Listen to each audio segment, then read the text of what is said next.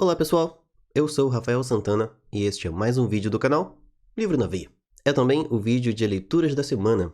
Vou comentar com vocês sobre um conto que deveria ser de terror, mas que de terror não teve nada. E falarei também sobre dois livros que estou lendo simultaneamente. Um deles tem mais de 900 páginas, ou seja, vai demorar bastante para eu terminar. E o outro eu já passei da metade. Estou mais ou menos ali em 70% do livro. Eu vou dizer para vocês que estou tendo uma relação de amor e ódio com ele. Mas antes dos comentários e de mostrar que livros são esses, deixa eu perguntar, você já se inscreveu aqui no canal? Se a sua resposta é não, para de bobeira e se inscreva no canal Livro na Veia. Aqui você terá uma fonte inesgotável de incríveis histórias de terror, de suspense, de mistério, de fantasia, ficção científica, drama, tem vários gêneros por aqui. Então, fica aí o convite. Se você já curte os vídeos do nosso canal e ainda não se inscreveu, se inscreva. E se está vendo pela primeira vez o Livro na Veia, assista mais alguns vídeos para você conferir, certo? Se gosta ou não dos nossos conteúdos. E se gostar, se inscreva no canal. Se quiser dar um apoio para o meu trabalho, há várias formas, tá? Você pode ser membro do canal com uma pequena contribuição mensal. Também pode deixar o seu valeu nesse vídeo com uma pequena gorjeta no valor que você imaginar, tá? Pode ser R$1, pode ser 5, 10, 20, 5 mil, não importa. Comprando pelo link de afiliado que está na descrição, você também vai dar um apoio maravilhoso com uma pequena comissão que a Amazon repassa para o influenciador que divulga esses links. E é claro, se você, além de me ajudar, quiser também ler histórias muito divertidas, cheias de mistérios, fantasia, aventuras e personagens extremamente cativantes, conheça os meus livros. Além de divulgador de literatura aqui no YouTube, eu também sou autor independente de livros infanto-juvenis.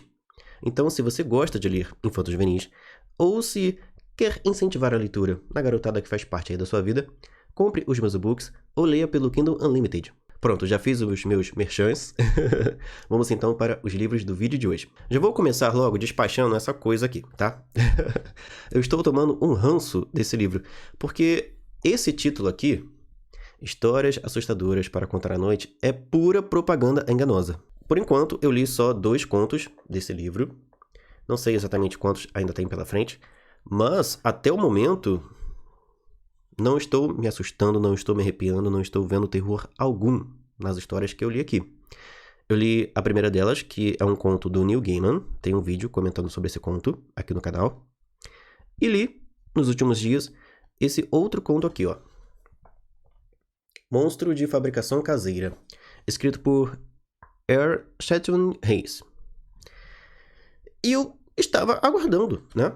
Quando você vê essa ilustração aqui, né? Com uma mão meio cadavérica, assim, uma mão meio sinistra, você imagina que vai ser, né? Um conto aterrorizante. O conto tem inspiração na história de Frankenstein, que é uma ótima fonte de inspiração, certo? Para quem quer escrever uma história de monstros, com uma pegada mais sombria, certo? Mais sinistra. Porém, o autor aqui, ele... Assim, eu tô começando a achar que esse livro é infanto-juvenil. Não é um livro para adultos. Não tem nada aqui na frente, na ficha catalográfica do livro, dizendo que são contos juvenis ou infanto-juvenis. Não tem nada aqui, ó. Aqui só diz literatura de horror, contos fantásticos, antologia. Mas os contos são tão bobinhos, né, até o momento, tá? Que eu tô achando que é um livro infanto-juvenil. Nessa história aqui, a gente vai conhecer um garoto chamado Rodney. Ele estava voltando para casa na sua bicicleta, só que no meio do caminho, o pneu da bicicleta fura. E ele começa então a andar, certo? Levando a bicicleta consigo. E aí começa uma chuvarada. Ele não vê outra alternativa senão entrar numa casa que teoricamente está abandonada para se abrigar, enquanto a chuva não termina. Quando ele está ali pela casa, né, dando uma bisbilhotada, jovem, né, adolescente, a curiosidade sempre está à porta, ele acaba entrando num quarto, certo? Num dos quartos ali daquela casa. E logo em seguida, ele é descoberto por um homem chamado Daniel. Um homem bem estranho, muito grandão, assim, e parrudo, que começa a questionar o que ele está fazendo ali. O garoto, né, o Rodney, tenta se explicar, olha, eu entrei aqui por causa da chuva e tal. Só que ele logo vai se ver numa situação um pouquinho complicada. Naquela casa, além desse homem gigantesco chamado Daniel, vive também um doutor, um cientista. O nome desse doutor é Dr. Frankwell. Aparentemente, ele é o dono da casa. Esse Daniel é meio que um faz-tudo dele, certo? Um funcionário, um mordomo. E o Dr. Frankwell deixa escapar que é uma terceira pessoa ali, que se chamaria Henry. Só que quando ele fala dessa pessoa, o Daniel meio que dá a entender que ele não deveria ter feito isso. E aí o Dr. Frankwell logo desconversa. Não, esquece que eu falei isso e tal, só estamos nós aqui. Eles então se mostram bastante amistosos, bastante receptivos com o Rodney. Lhe oferecem roupas secas, também um lugar para dormir ali, passar a noite, já que a chuva, né, aparentemente não acaba. E também alimento. Eles irão jantar e o Rodney é convidado para sentar-se à mesa com eles. Só que aí, logo começam uns barulhos e algumas situações que vão mostrar para o Rodney que há sim uma terceira pessoa ali. E que esse Henry não é, na verdade, uma pessoa. É um ser vivo, uma criatura que está sendo construída pelo Dr. Frankwell. Ele está se inspirando num antepassado dele, chamado Frankenstein, e usando das ideias dele para criar a sua obra-prima. Só que não com pedaços de cadáveres, mas sim com alguns ingredientes completamente naturais e não tão sinistros. Mas esse tal Henry logo vai se revelar como não exatamente um monstro, mas um ser que não está satisfeito com a criação. Ele não entende por que ele está ali, qual a razão de ele existir. Ele se mostra um pouquinho agressivo, mas a questão dele não é nem ferir seu criador ou os que estão em volta, o Daniel e o Rodney, mas sim compreender o que está acontecendo. Por que eu estou aqui? Por que eu surgi aqui? Eu não vou contar exatamente o final do conto, tá? Vou deixar em aberto para que, se você tiver o livro ou um dia comprar, possa ler sem ter recebido spoilers do camarada que vos fala. Mas o que eu posso dizer para vocês é que eu não senti literalmente horror ou terror nenhum nessa história. Tanto nos acontecimentos, na maneira como a história é narrada, não tem nada assustador na trama desse conto. Eu pensei assim, gente, vai ser assim? Todos os contos? Porque, sei lá, tá aparecendo um livro infanto-juvenil. Eu digo, no caso, tá aparecendo um livro infanto-juvenil para me referir ao fato de que não tem nada realmente chocante nas histórias. Realmente assustador, medonho, terrível. Que é o que deveria existir numa história de horror ou de terror, certo? E aí eu fico pensando, é propaganda enganosa? O próximo conto do livro é O A Dama do Lado, que é de outro autor, né? No caso uma mulher, Linda E. Hooker. E vamos ver, né, se esse vai ter alguma coisa, porque até agora tá complicado aqui. Tô procurando terror aqui e ainda não achei. Então, essa foi uma das minhas leituras recentes, tá? Esse segundo conto do livro Histórias Assustadoras para Contar à Noite, que de assustadoras não tem nada. Por enquanto, não tem nada. A outra história que estou lendo, e que ainda não concluí, é o livro Desejos Ocultos, Que desejos? Desenhos Ocultos, de Jason Hackluck. Eu estou já na reta final desse livro. Faltam... Deixa eu ver aqui. Eu parei no capítulo 22.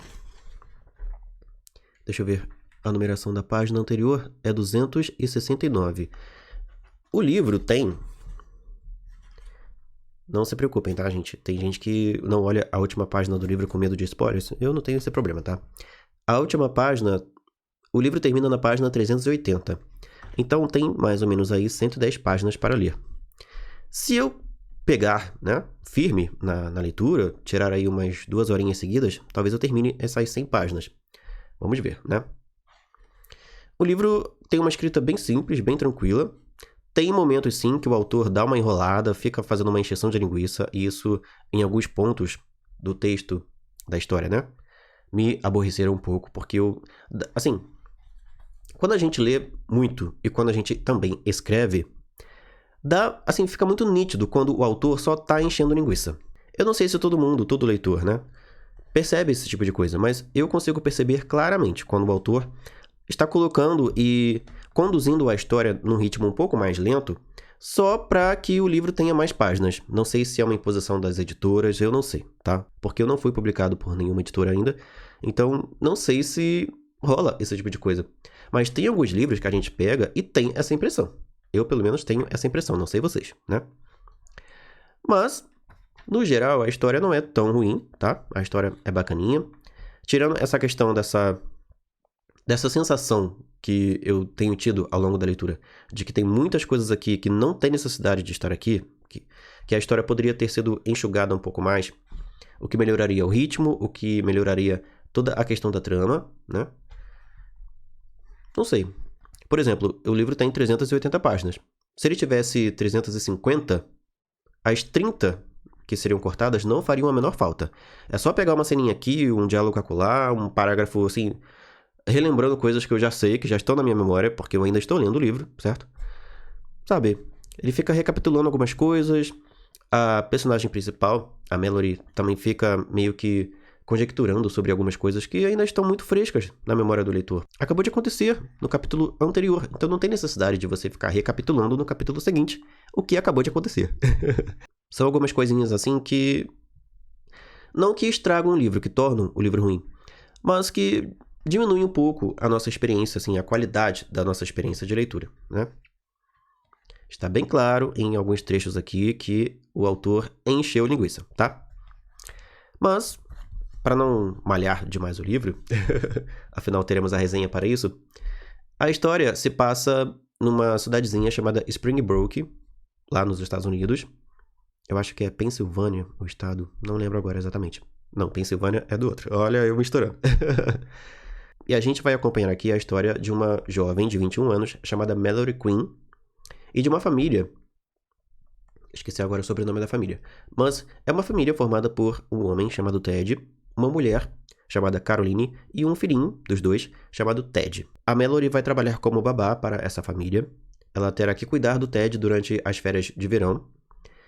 E aí vão acontecer algumas coisas meio sinistras ali na casa onde essa família mora e principalmente no chalé onde a Mallory terá que passar a noite, certo? Ela não dorme na casa principal. Tem a casa, tem um quintal muito bonito, uma piscina e mais nos fundos tem o chalé onde a Mallory terá que dormir. Ele foi reformado, pintado, tudo decorado, certo? Com tudo do bom e do melhor. Mas algumas coisinhas estranhas aconteceram naquele chalé algumas décadas atrás. Entre essas coisas estranhas, a possível morte de uma mulher chamada Anne Barrett, que, ao que tudo indica, voltou do além para assombrar a nossa família aqui, com um determinado objetivo que o livro e nossos personagens principais aqui, principalmente a Mallory, ainda não sabem qual é o objetivo dela. Se ela quer fazer algo ruim ou se ela quer justiça. Já vivi várias emoções diferentes durante essa leitura, momentos agradáveis, né, românticos e tudo mais, momentos de amizade, certo, entre a Mallory e o Ted, momentos de felicidade ao ver que a Mallory está tendo uma nova chance, já que ela teve problemas com drogas e ela está ainda em reabilitação. Mas tem alguns momentos aqui também que, sim, causaram alguns sustinhos, certo? Um pouquinho de medo. E outros que também me aborreceram um pouco. Assim, eu vou deixar para resenha, tá? Esse comentário que eu farei agora. Vou esperar, vou terminar a leitura do livro para verificar melhor essa questão.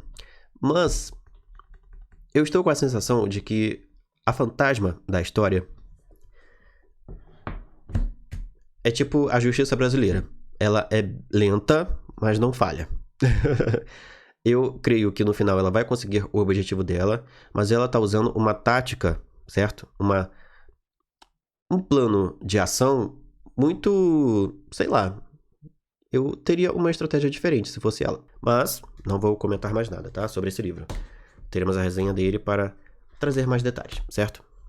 O outro livro que estou lendo, esse daqui vai demorar bastante, provavelmente não exatamente um mês inteiro, né? Porque a história está tão boa, os personagens, a escrita do autor é fantástica.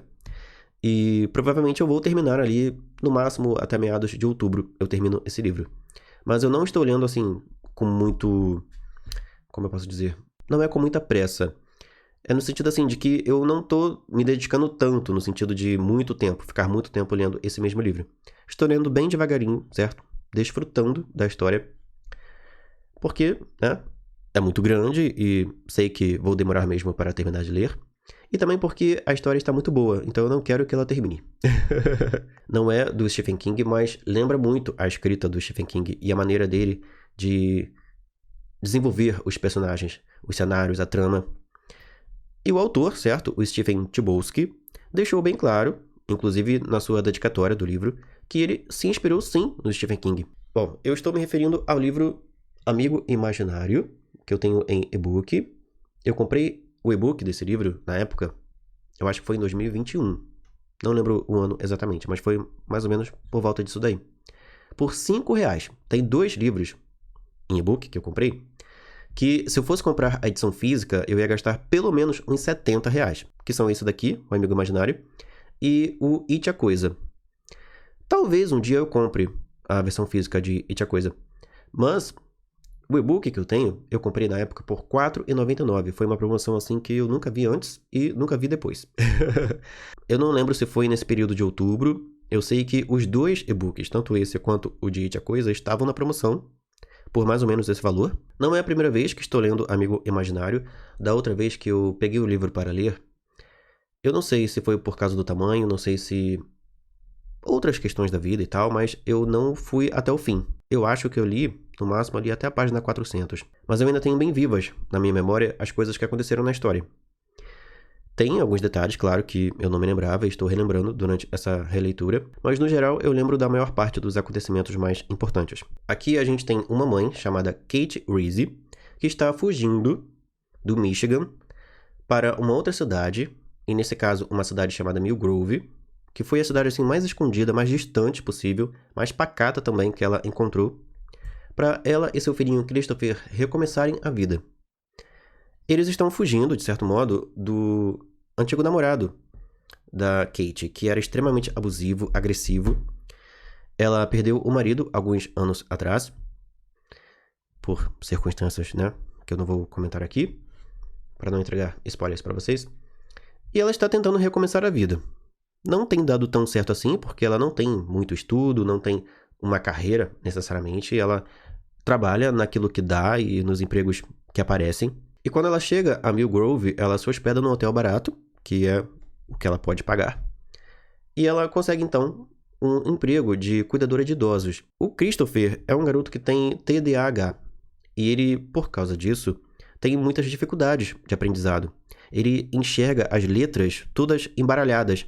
Por isso ele tem muita dificuldade com leitura, tem também dificuldade com questões matemáticas. E uma das coisas bacanas da relação da Kate com o filho é que, para incentivar que ele leia mais e se esforce mais, ela compra um cereal bem açucarado, bem colorido, chamado Fruit Loops, que é o preferido do Christopher.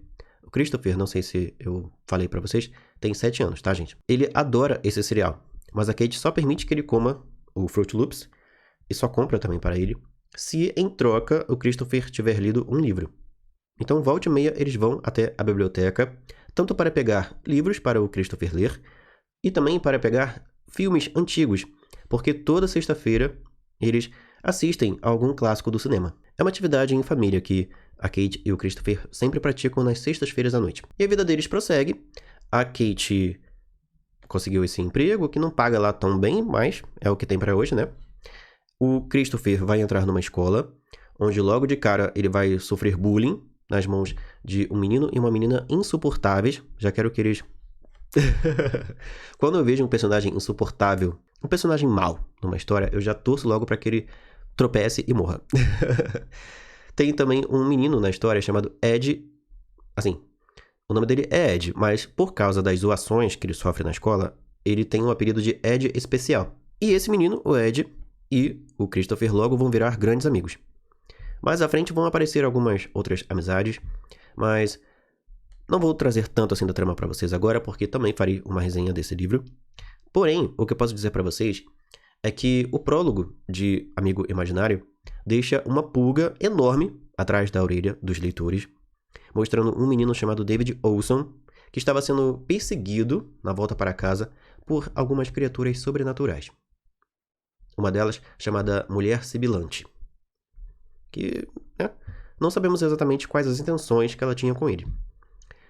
Esse menino, para se proteger dessas criaturas, ele entrou num bosque chamado Mission Street. Esse bosque existe nessa cidade, Mill Grove, e esse bosque também vai ser importante para o Christopher, Porque bem no comecinho da história, ele vai ficar perdido nesse bosque. Ele vai passar 6 dias desaparecido nesse bosque, e eu não direi mais nada sobre essa história por enquanto, tá? Se você nunca leu, nunca ouviu falar em Amigo Imaginário, até o momento, tá? Eu estou na página 132, mas eu lembro mais ou menos algumas coisas a mais que virão na história. Eu não li até o fim, nunca tive uma leitura até o fim desse livro, mas eu estou gostando pra caramba de reler a história, assim, os capítulos por onde eu já passei anteriormente, e já estou ansioso para saber o que virá depois do ponto da história que eu parei da última vez, certo? Ainda não cheguei lá, estou lendo, como eu já falei com vocês, sem muita pressa, sem muita afobação, quero desfrutar do livro, porque o livro, quando é bom, quando é bem escrito, quando os personagens são cativantes e envolventes, a gente não quer terminar a história logo, né? A gente quer ficar com eles o máximo possível. Pelo menos eu sou assim. Não estou com pressa, estou desfrutando literalmente do livro, certo? Mas, ainda esse mês, creio eu, teremos uma resenha para comentar um pouco mais sobre ele. E vamos ver, né? Se o desfecho da história vai ser tão bom quanto tem sido o começo do livro. Então é isso, pessoal. Essas são as leituras que eu estou fazendo neste momento. Vou tentar, ao longo do dia, porque no dia em que estou gravando esse vídeo, eu estou no meu penúltimo dia de férias. Então, ainda tenho um tempinho livre a mais, que eu vou usar para me dedicar a essa leitura, para concluir esse livro. Até porque esse livro já me aborreceu em algumas partes, já me entediou também. Então, é melhor, né, ir logo em frente e encerrar logo essa história, do que ficar cozinhando demais, certo? As páginas do livro. Então, estou fazendo a leitura de Desenhos Ocultos, a leitura de Amigos Imaginários, e terminei a leitura do segundo conto de Histórias Assustadoras para Contar à Noite, que por enquanto não tem nada de assustador, tá? Se você já leu esse livro até o fim, já leu todos os contos, me diga aí qual foi o conto que realmente foi assustador, porque até agora, certo? Por enquanto eu só li 2, sim. Mas, tipo, sei lá, comparando, por exemplo, com o livro Sombras da Noite, do Stephen King, que está aqui atrás, que eu lerei também mais alguns contos dele ao longo do mês, o primeiro conto já é maravilhoso. Já é realmente assustador, macabro, né? Logo de cara. O que não aconteceu aqui, certo? No começo desse livro. Então é isso, pessoal. Vou ficando por aqui. Muito obrigado você que viu esse vídeo até aqui, que já se inscreveu, que deixou o seu like, que vai comentar aqui embaixo o que você acha das histórias que eu comentei aqui. Você que também compartilha os vídeos do Livro na Veia, você é maravilhoso, tá? Ou maravilhosa. Fique sabendo disso. E claro, você também que compra pelo link de afiliado do canal e me dá uma força fenomenal, olha, se eu pudesse eu te daria um abraço. Eu vou ficando por aqui. Um grande abraço e até o próximo vídeo. Tchau!